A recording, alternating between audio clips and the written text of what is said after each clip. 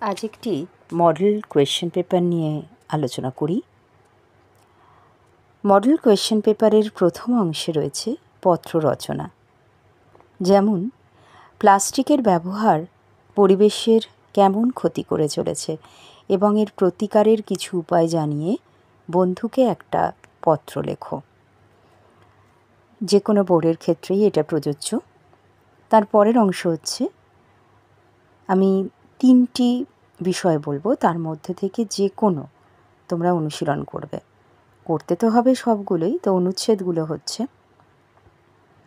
ছোট করে, আমি অনুচ্ছেদ বলছি কিন্তু প্রবন্ধ রচনা বলিনি। এখানে শব্দ সংখ্যা 150-র মধ্যে 150। পরিচ্ছন্নতাই ধর্ম, তোমার ভাবনা। ঈশ্বরচন্দ্র বিদ্যাসাগরের 200 জন্মবার্ষিকী পালন, এ বিষয়ে তোমার ভাবনা। জলই জীবন, জল বাঁচাও। 3টি বিষয় বললাম।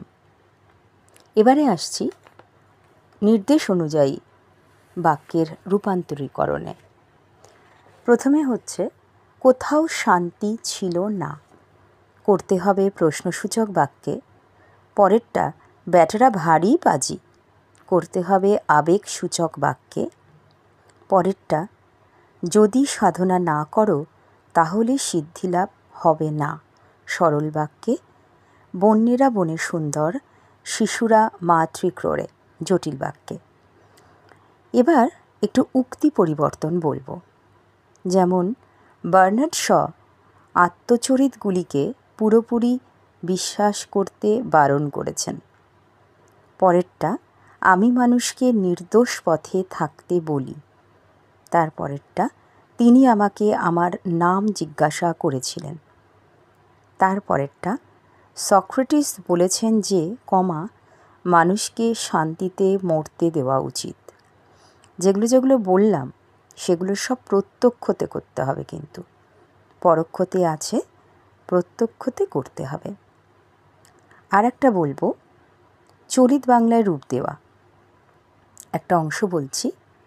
রাজা এই কৌতুক দেখিতে দেখিতে ক্রমে ক্রমে অগ্রসর হইয়া তাহাদের অতি নিকটে উপস্থিত হইলেন। আবারও বলছি, রাজা এই কৌতুক দেখিতে দেখিতে ক্রমে ক্রমে অগ্রসর হইয়া তাহাদের অতি নিকটে উপস্থিত হইলেন। এই হলো আজকের মডেল কোয়েশ্চেন পেপারের আলোচনা।